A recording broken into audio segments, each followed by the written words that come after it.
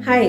मेरे पिछले वीडियो पर एक कमेंट आया है कि मैडम जनरल बच्चों के पीयर ग्रुप के साथ उनको हैंडल करना तो फिर भी ठीक है, पर स्पेशल बच्चों के साथ पीयर ग्रुप को हैंडल करना मुश्किल होता है, तो क्या आप उस पर कुछ बता सकती हैं? जी बिल्कुल बता सकती हूँ, और चलिए आज के इस वीडियो में मैं आपको यही बताती हूँ। तो चलिए मेरे सामान्य दिनों की तरह ही मैं क्लासरूम या कक्षा में एक बार फिर से पढ़ा रही हूँ।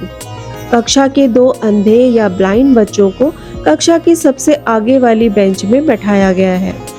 मनोविज्ञान विषय है और मैं सारे बच्चों को मनोवैज्ञानिक गुणों या फिर व्यक्तिगत भिन्नता के बारे में बता रही हूँ। इंडिविजुअल डिफरेंस या व्यक्तिगत भिन्नता चैप्टर को पढ़ाने के बाद मैं उनकी तरफ कुछ सवाल एवं जवाब पूछने के लिए मुखातिब होती हूँ। इसी दौरान मैं उनसे पूछती हूँ कि बताइए आप सब में क्या अंतर या फिर एक दूसरे से आप कैसे अलग हैं। इसी सवाल के जवाब में एक दृष्टिविहीन या ब्लाइंड स्टूडेंट जो कि एक लड़की है, उसका एक वाक्य सुनाई देता है। वो कहती है, मैं डिपेंड हूँ मैडम, दूसरों पर आश्रित हूँ।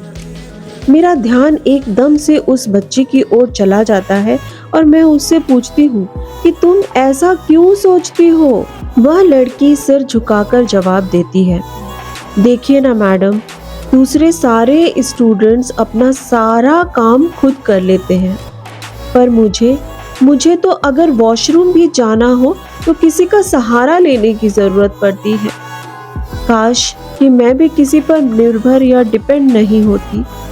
उस लड़की की मनस्थिति को कमजोर होता देख मैं एक बार फिर से अपने प्रेजेंस ऑफ माइंड का इस्तेमाल करती हूँ और उसे जवाब देती हूँ, अरे ऐसा मत सोचो, हम तो तुम्हारी ही तरह निर्भर और डिपेंड हैं। हम भी तुम्हारी तरह आत्मनिर्भर नहीं हैं। इतना सुनकर वह लड़की बड़े ही आश्चर्य से मुझे देखने लगती है और पूछती है, वो कैसे मैडम। तब मैं उसे समझाते हुए बताती हूँ, देखो मैं भी अपना पूरा काम खुद नहीं कर सकती। पेट भरने के लिए खाना चाहिए और इस खाने या भोजन के लिए मैं अलग अलग दुकानदारों पर निर्भर रहती हूँ। आटा, दाल, चावल, सब्जी, फल सब अगर मुझे ना मिले तो मैं कैसे अपना पेट भर सकूंगी। उसी तरह जो दुकानदार हैं वो भी किसानों पर निर्भर है। अगर किसान अन्न ना उगाए तो वो कैसे अपना अन्न दुकानदारों तक पहुंचा सकेंगे, और कैसे दुकानदार इन अन्न और फल सब्जी को बेच सकते हैं। देखो मैं भी खुद अपने खाने के लिए अन्न तक नहीं उगा सकती। मैं भी अपना पेट भरने के लिए किसानों और दुकानदारों पर निर्भर हूँ। वैसे ही मेरे भी जीवन के हर काम के लिए मैं दूसरों पर निर्भर हूँ। और सिर्फ मैं ही नहीं, तुम्हारी कक्षा के दूसरे साथी भी किसी न किसी काम के लिए दूसरों पर निर्भर रहते हैं। जिस तरह तुम्हारी क्षमताएं सीमित हैं, वैसे ही तो हम सबकी क्षमताएं सीमित हैं। जिस तरह तुम दूसरों पर निर्भर हो, वैसे ही हम सब भी दूसरों पर निर्भर हैं। बस अंतर इतना है कि हम इस बात को बहुत ज्यादा महत्व ही नहीं देते, और तुमने इस बात को बेहद महत्वपूर्ण बेवजह ही बना लिया है। और जानती हो, सबसे मजेदार बात तो ये है कि एक दूसरे पर आश्रित होना और निर्भर होना कई मायनों में बहुत जरूरी है, क्योंकि अगर कोई किसी पर निर्भर ना हो तो समाज की व्यवस्था लड़खड़ा जाएगी। लोग एक दूसरे पर निर्भर हैं, इसलिए ही तो समाज और उसकी व्यवस्थाएं हैं। किन्हीं कारणों से हम एक दूसरे से जुड़े हुए हैं। इतना कहकर मैं कक्षा के दूसरे छात्रों की तरफ मुड़ती हूँ और उनसे कुछ सवाल पूछती हूँ। अच्छा बताओ, अगर आप सबको पढ़ना हो तो आप किस पर निर्भर हैं? बच्चों से जवाब मिलता है, टीचर पर। अगर आपको खाना खाना हो तो आप किस पर निर्भर या डिपेंड हैं? उन सब का जवाब मिलता है, मम्मी या घर की किसी महिला पर। और उसी तरह से अगर आपको कपड़े चाहिए तो आप किस पर निर्भर हो? उन सब का जवाब मिलता है, पापा या दादा या घर के किसी और जेंट्स पर। और तब ये सब सुनने के बाद मैंने उनसे ये पूछा कि क्या आप सबको ऐसा लगता है कि आप किसी पर निर्भर हैं या फिर आप मांगते समय इसको अपना हक समझकर मांग लेते हैं। कुछ छात्रों ने जवाब दिया कि हम अपना हक समझते हैं, तो कुछ छात्रों ने जवाब दिया कि हमने तो कभी ऐसा सोचा ही नहीं। मैंने यही शब्द सुनकर उस अंधी लड़की की तरफ मुड़ती हूँ और उससे पूछती हूँ, सुना तुमने? और उसके हाँ कहने पर मैं उससे बोलती हूँ कि देखो, किसी और पर निर्भर रहने की बात इतनी महत्वपूर्ण या इम्पोर्टेंट है ही नहीं जितना कि तुम सोचती हो। और इतना सुनकर वह अंधी या ब्लाइंड स्टूडेंट उत्साहित हो जाती है और पूरे हक से कहती है कि मुझे वॉशरूम जाना है, क्या कोई मुझे ले चलेगा? कक्षा के कई बच्चे तैयार हो जाते हैं और एक लड़की उसकी तरफ हाथ बढ़ाती है। उस अंधी लड़की ने खुश होकर बढ़े हुए हाथ को पकड़ लेती है और वॉशरूम की तरफ चल जाती है। उस बच्ची के दिमाग से यह बात निकल जाती है कि वह किसी और पर निर्भर है। सबसे पहले तो आप अपने दिमाग से इस बात को निकाल दीजिए कि स्पेशल और नॉर्मल दोनों कोई अलग अलग है, बल्कि दोनों एक ही तरह के बच्चे हैं, बस नॉमेनक्लेचर या इनका नाम अलग है।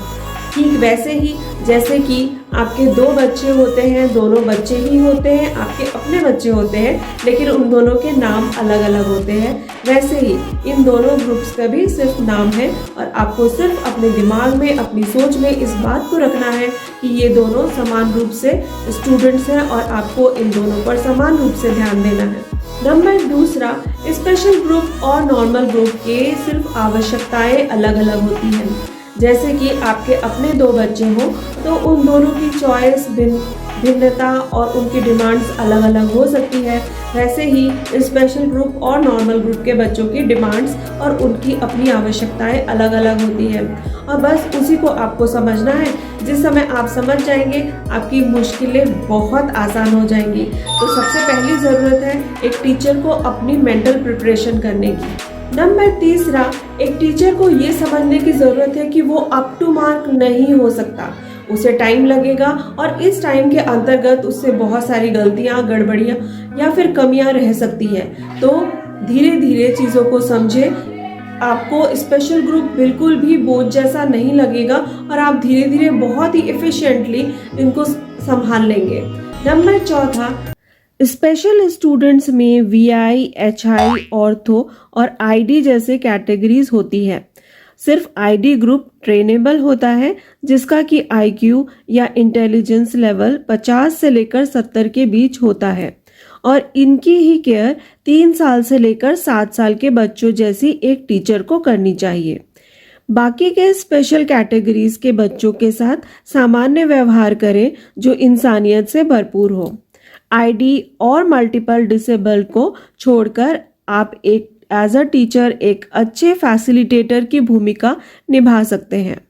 मात्र इतनी ज़रूरत है कि हम ज़्यादा से ज़्यादा टाइम हमारा अपना उनको दे सकें। ठीक वैसे ही जैसे कि एक छोटे बच्चे को हम देते हैं। जब हम बहुत सारा समय छोटे बच्चे के साथ बिताते हैं तो आप बड़े ध्यान से देखिएगा कि बिना उसके कुछ बोले, बिना उसके कुछ डिमांड किए, आप खुद ब खुद उसकी ज़रूरतें को समझ जाते हैं।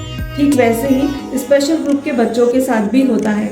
आप जितना ज़्यादा समय उनको देंगे, वे उनकी संवेदनाएं वे सामवेगिक रूप से इतने दृढ़, इतने स्ट्रांग होते हैं कि वो कहीं ना कहीं आपको खुद ही समझ में आ जाएगा कि उनको क्या चाहिए। तो ज़रूरत है वो अपना ज़्यादा समय उनके साथ बिताइए और उनको समझने की कोशिश करें और बहुत ही प्यार और पेशेंस के साथ उनके साथ हैंडल करें और उनके साथ टाइम बिताएं।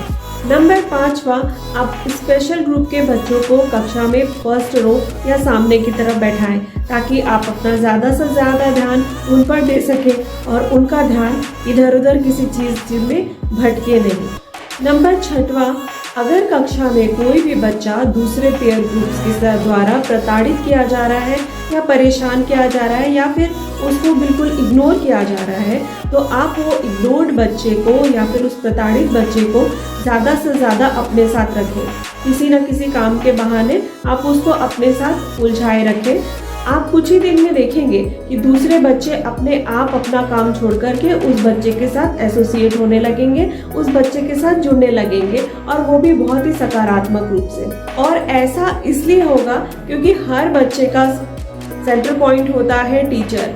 वो टीचर की हर एक बात को मानता है, टीचर की हर एक जेस्चर्स को समझता है, टीचर के करीब आने के लिए वो कुछ भी करता है। और जब आप उस प्रताड़ित बच्चे को ज़्यादा से ज़्यादा समय देंगे तो इसका मतलब ये होगा कि आप उस बच्चे को बहुत ज़्यादा पसंद कर रहे हैं, इम्पोर्टेंस दे रहे हैं। और आप जिस चीज़ को इम्पोर्टेंस देंगे, यकीन मानिए क्लास के दूसरे बच्चे भी उसको उतना ही इम्पोर्टेंट धीरे धीरे देने लगेंगे। ये बात और है कि कुछ समय के लिए थोड़ा जलसी हो सकती है दूसरे बच्चों में, लेकिन आप अगर आप पेशेंस से पेश आएंगे तो धीरे धीरे वे बच्चे भी उस बच्चे के क्लोज आते जाएंगे।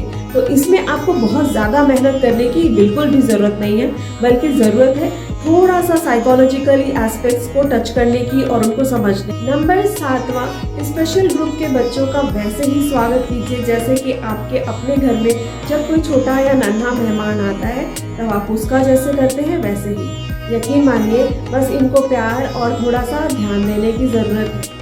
आज के इस वीडियो में इतना ही। अगले वीडियो में मैं फिर से को एजुकेशन से रिलेटेड बहुत सारे मुद्दे लेकर आपके सामने उपस्थित होंगी। तब तक के लिए मुझे विदा दीजिए। अगर आपको मेरा ये वीडियो पसंद आया है, कहीं ना कहीं आपको कुछ वैल्यू दे पाता है, तो please please please like, share and subscribe my channel. अगले नेक्स्ट वीडियो तक के लिए see you, tata and bye bye.